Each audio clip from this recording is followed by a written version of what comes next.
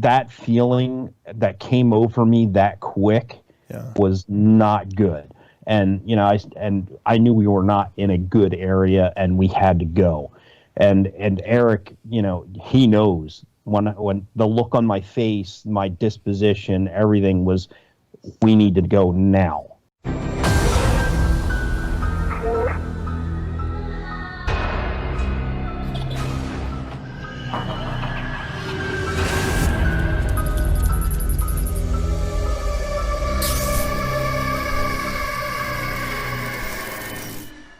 I'll tell you what, we're talking about Mr. Eric Mintal, Mr. Dominic Setelle, and of course, Eric Spinner is also here too. So welcome, guys. Thanks for having us. All at once. Thank you. Thank you. Thanks for having us, Brent. As always, man, it's great to be here. It's great to have you back, and thanks to all of you. And Eric, welcome to the show. This is your first appearance on here, huh? Uh-oh, his mute's still on. Here's mute. Oh, wait. I was being respectful. I said thank you and thanks for having me. I got it telekinetically there. I think I got the telepathy. Hey, long time listener, first time caller. That only works on Art Bell. You can't sweet talk me like that. He said a lot more than that, Brent. That's all right. Eric and I. Eric is doing a lot of really great research in the Pine Barrens for many, many years, a lot of different hot spots. And I had the pleasure of having him on my interview show in Princeton Television, which is now Central New Jersey Network. But we had Eric on, very impressed with all of his research, the castings that he got, the hair samples. So we conducted an investigation in July of 2020, like right in the middle of the pandemic. And we were in the Pine Barrens during the day. And Eric took us over to some areas that, you know, have had some activity. So fast forward, you know, we said, well, look, we've got to do a follow-up on this investigation. So fast forward to October 11th of last year. And it was me, Dominic, and Eric. It was when Dominic and Art were having a conversation. That's when it happened. Well, Art and I were talking, and as we're talking, I'm asking them about different questions about how they investigate and what they do. And all of a sudden, Eric's like, "Did you hear that?" And I was like, "What? I missed it." And then all of a sudden, I heard it, and it was a whoop, and it was a really distinctive whoop. So that was intense. I've never heard that before. So we had to cut Art's interview short. And so then I had my wife Heather respond to it. And she did a gentle whoop, and we were getting like a little bit of a back and forth going on. And we actually did hear it moving away from us. And then Dominic thought he heard something rustling behind, like maybe Mama Squatch coming to, you know, check out, make sure everything was okay with the juvenile. Yep. And the microphones. Well, he had these high-powered microphones going at the same time we were doing the interview with Art. Well, those microphones picked up the sound a lot louder than our little lavaliers did. Wow. And it was amazing, man. And that's on our video called Pine Barrens Bigfoot, and people could hear that. I mean, we had a lot of different activity. We had to leave earlier that night, but Eric stayed later that night. I think they had more activity when we left. Joined tonight by the Bucks County Paranormal Investigations team, along with Mr. Eric Spinner. You ever seen like what happens when you put 3 kids in a room full of toys? That's what Skype is like during our breaks. You wouldn't believe. I was just gonna say, you can probably see us, you know, messing around while we're in a commercial. Yeah, next time I'm bringing popcorn, and I'm just gonna kick back and watch you guys. Just unbelievable. That's one of the things you got to have as researchers. You got to have fun. And we do. We are having a blast doing our podcast, and Eric's had me on his for, you know, a couple of times, and we got the pleasure of having him on our Squatch Talks podcast. Actually, it's going to air tomorrow night at 8 on YouTube. Shameless self-promotion. Yeah, absolutely. Sorry. No, by all means. Absolutely. But Eric is a great guest. Your Skype off right now. I'll mute myself. Sorry, we're having connections issues with Eric. We'll try to get him back. Wait, I can't hear Eric all of a sudden. What? And he's Sorry. off the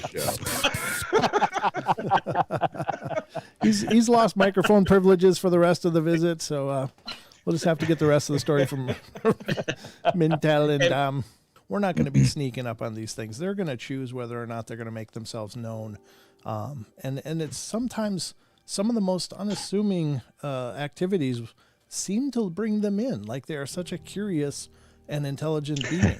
You know, my wife and I, who was my girlfriend back at the time, you know, she and I had some research techniques that also brought them in from time to time. You know, that one time we got growled at again, and she says, "That's it, I'm out of here." She got in the truck and locked the door, and I went around the truck and I said, "Hello, how are you?" Remember me? Yeah, and then I used to take my kids when they were little. I used to take them out and use them as bait as well, because you know, Squatch is definitely like kids. You know, I was going to say, Eric, when you were talking about the road crossing, don't you find that fascinating? Because I think it boggles my mind, and I think that it must be, I mean, they must be doing it on purpose, because there's no doubt when you're out in the country, you can hear a car coming over a mile away.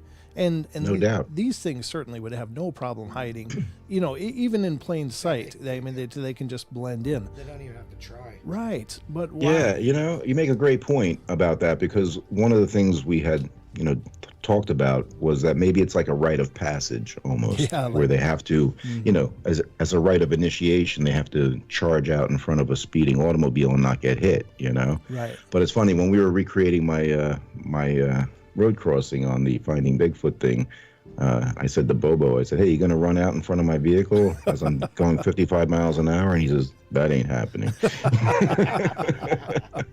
When we talked to Jim King Bear of the Bigfoot Outlaws, he has a similar theory. He thinks it's like counting coup. Yeah, like they have a counting coup where they, as you mentioned, a tribal idea that it's kind of like a rite of passage. Mm-hmm. Yeah, well, and I'll have to say, I mean, you made another good point earlier, though, about being in the right place at the right time. You just never know when it's going to happen.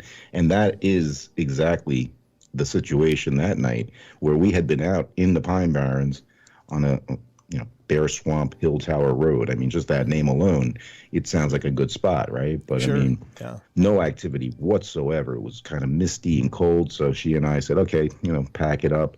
We're talking about, you know, music on the radio as we're coming back, and that's when this thing charged out in front of us. And again, I think it was being an opportunist. And the reason it ran out the way it did is because it probably got scared by something in the development. Maybe a homeowner caught it, you know, foraging through the, or rummaging through the trash can, or taking food they left out for, you know, a wild animal or their own pets. Who knows? But it looked at us literally as if it was like surprised that we were there. Okay. You know, I picked up the infrared camera, and, you know, Eric said to me that he's used it before, and there hasn't been any infrared from them for heat signature.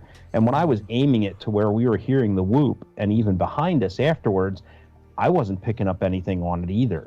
So, you know, there definitely some kind of cloaking or something along those lines that, you know, they can, I don't know whether you want to say turn it on, turn it off, but there was nothing there, but I knew something was there. So it was different. It was very different. Yeah, oddly enough, with the paranormal, what I've noticed so many times is the overlap. You know, that there's so many overlaps between like cryptids and ghosts and UFOs and ghosts, and, you know, everything.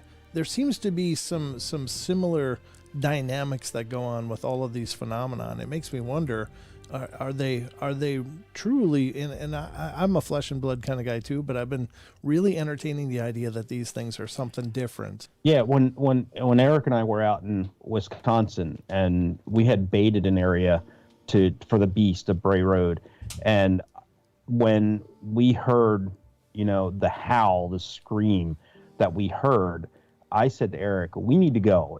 We're in danger. Yeah. And, you know, that feeling that came over me that quick was not good. And, you know, I knew we were not in a good area, and we had to go. And Eric, you know, he knows when the look on my face, my disposition, everything was, we need to go now.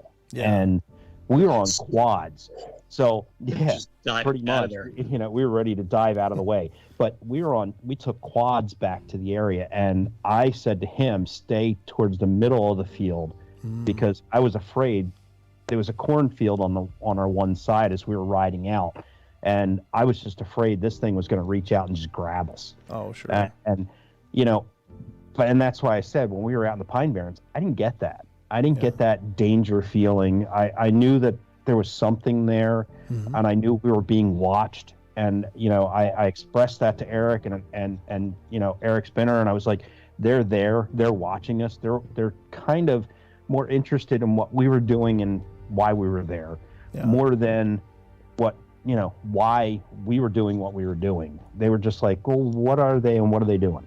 And you know, when Eric and his wife went and started following the juvenile, whooping at it, and that thing moved pretty quick to get out of the way. Because I mean, you heard it; it was real close to us, and then the next thing you know, it was distant, gone.